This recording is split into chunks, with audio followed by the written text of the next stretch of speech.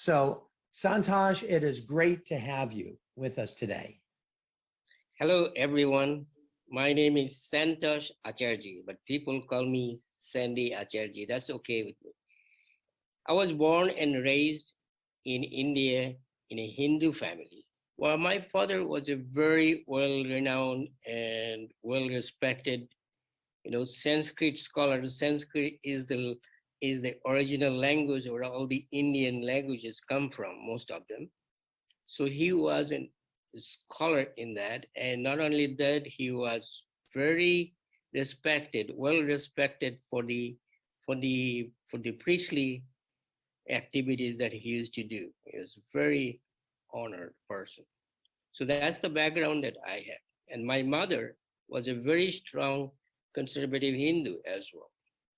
But I took a different route. I went into the engineering field, technical field, and that took me from India to Germany for further training.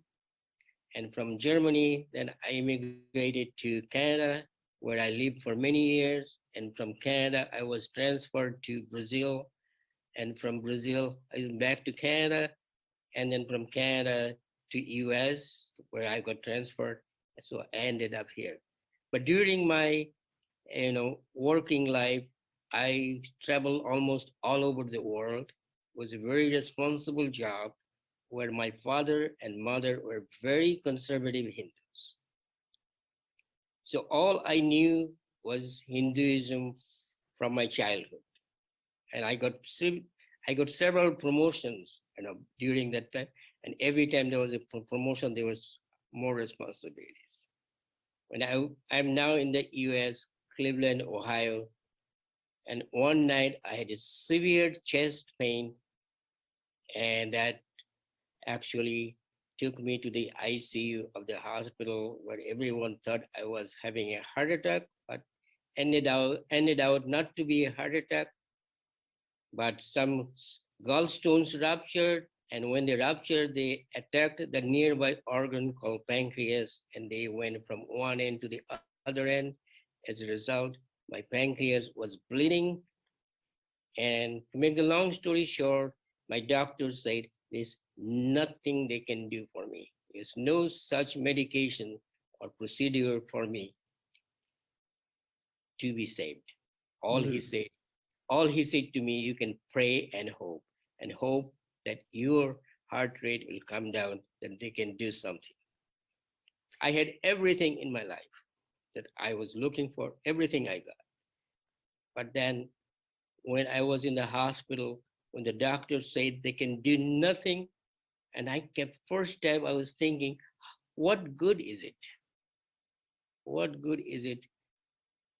All the money and everything I'm getting, what good is it? Now I'm in a hospital, the doctor said they cannot do anything.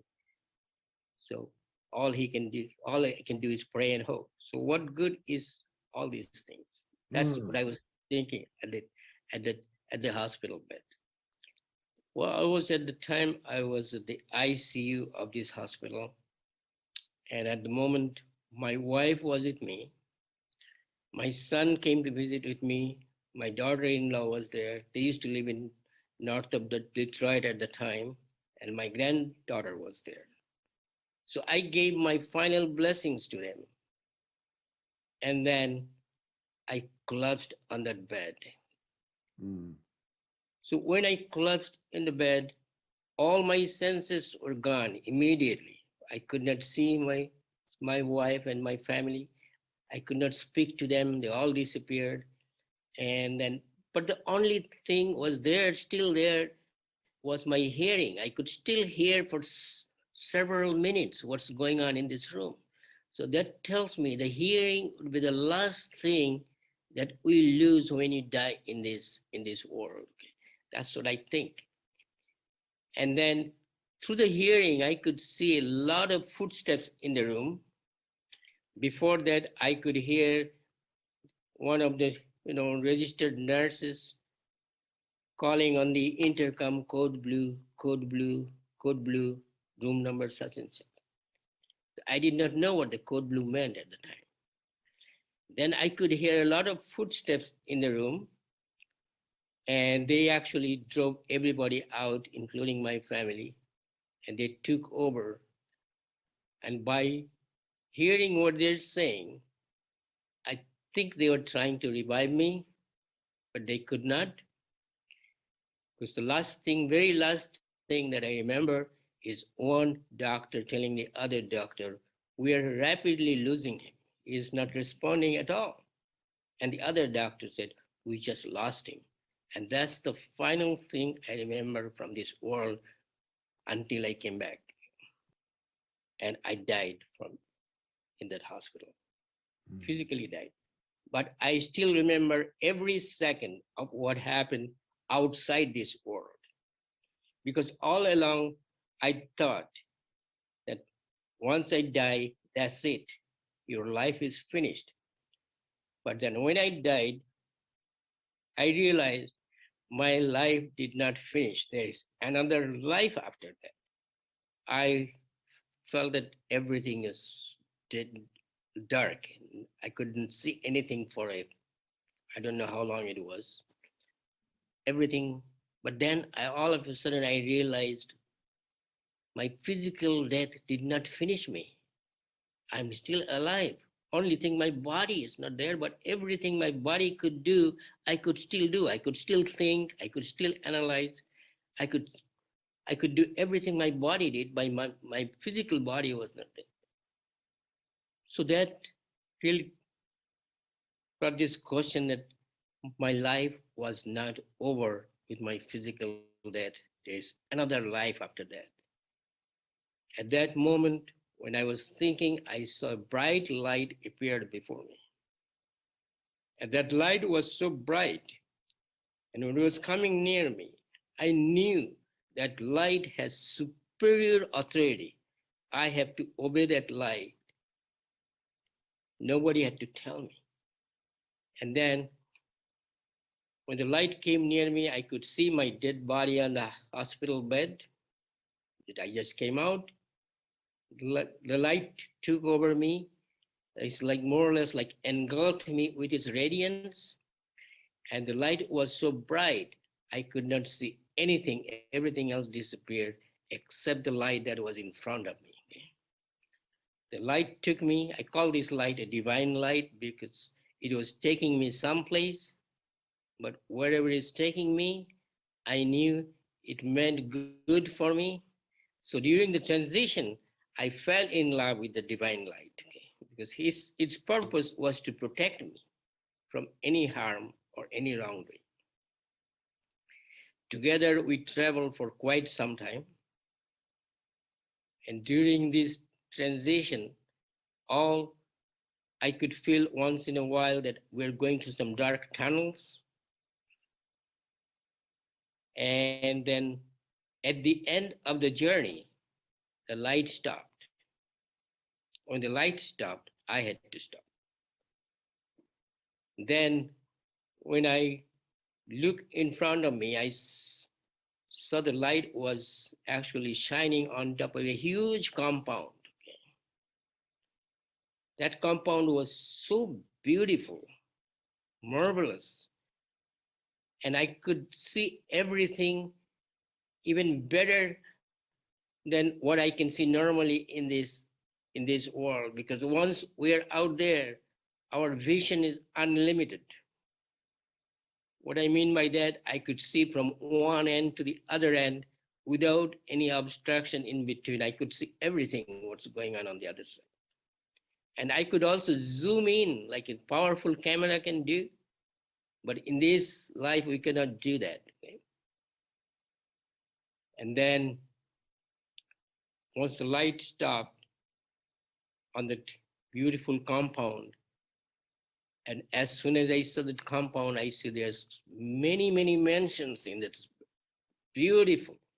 It's all surrounded by high walls. Okay?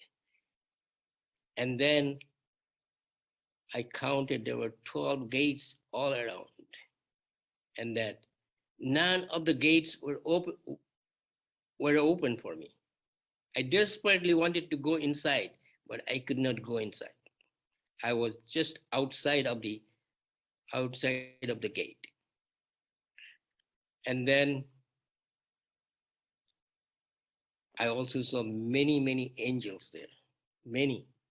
And those angels, they were actually, their mission is to protect the territory of this beautiful compound. And when I saw the angels, then I realized I'm looking at the kingdom of heaven. And I desperately wanted to get inside. But I could not get inside because none of the gates were open for me. And I was very sad. And I was standing on a huge platform. That platform would be about 1,000 feet long, would be about 250 feet wide. And I was on the extreme left end of this platform. My immediate reaction was, it seems like on a very high ground. How come this platform doesn't have any railing? What if I fall down? Where am I going to fall? So I looked on my left and I looked down below. Where I would fall would be enormous depth. And that was deep dungeon, dark world. There was no light there. And the place that I would fall was a burning lake of fire. That's where I was going to fall from that platform. And that made me very sad because I desperately wanted to go in front into that compound, but I can't because all gates are closed. Only option I have is to dive down on my left into the deep dungeon dark world. And that wall down there is all abyss. You know what I mean by abyss? Once I fall down, I cannot climb up. That will be the end of it. And I was there. I want to go forward, but I can't. I cannot go back where I came from because that's a no-no.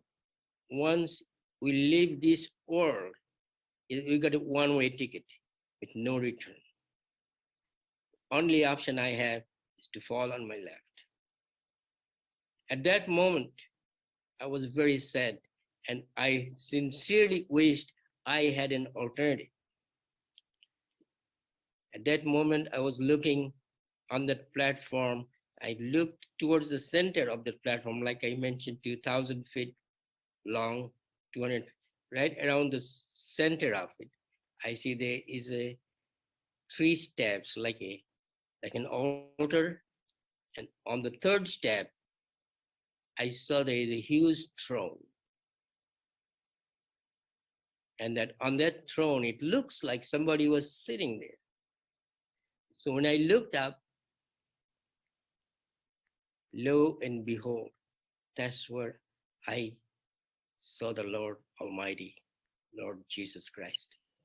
At the time, I did not know that He was Lord Jesus Christ, but I knew He was the Almighty. Nobody needed to introduce Him to me because I knew He was the Lord of everything. He was Lord of all.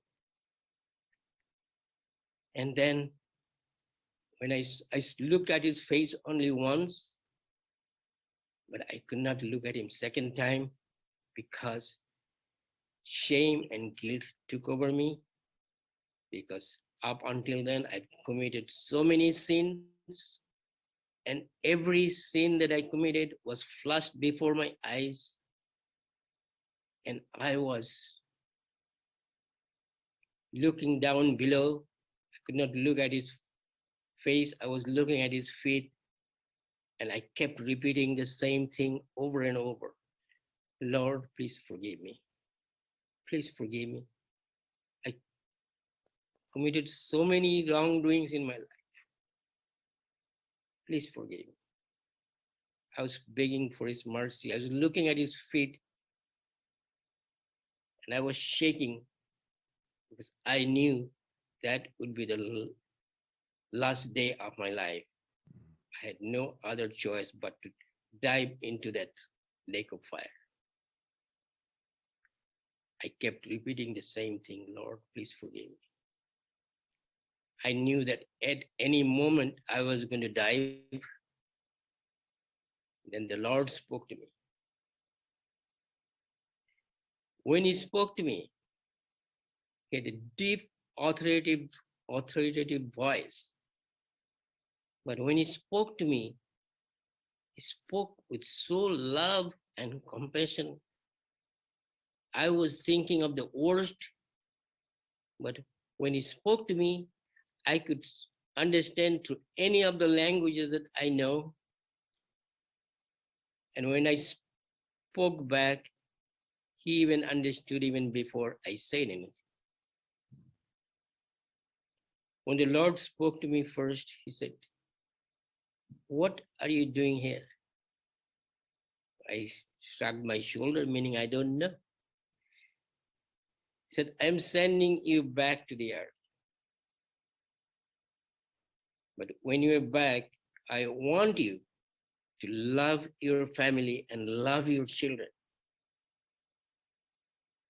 When the Lord spoke to me, I had little courage because I was afraid.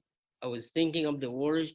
But when He spoke to me, I could hear the tenderness and the compassion and the mercy in His voice. And then when I was looking at Him, at His feet, right around on His left side, I saw there was a very narrow door, like a narrow gate. And that was the only gate that was open. All the gates are closed. So that's the only gate that we can go through, is that narrow gate. And through that narrow gate, I could see the entire kingdom of heaven through. But I could not dare, because the Lord was a giant. When He appeared to me, He was a giant. And I am this world, I'm only 5 feet 6 inches tall, and the giant is in front of me. How can I go through the door? I felt like running through the door, but I could not dare.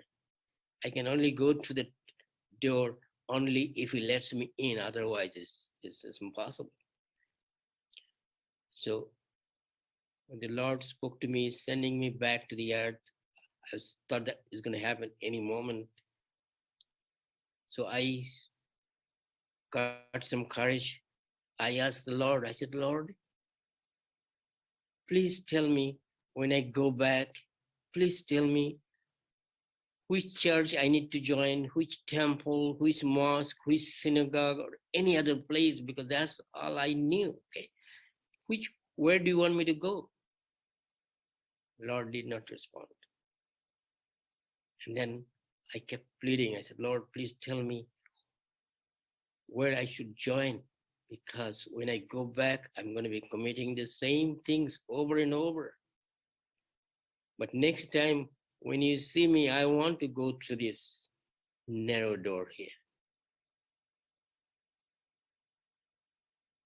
Finally, after repeated pleadings, He responded. He said, "I was asking for church and temple and mosque and synagogue or any other religious places." He said to me, "Those things are not important to me." I was shocked. All along, I thought you have to be, a religious person to enter into the kingdom of heaven. But He said, "No, I want to see, I want an honest relationship. I want to see how true, how sincere, how honest you are with me, not just once a week, every day, 365 days a year. How honest are you with me?" That's the relationship I'm looking.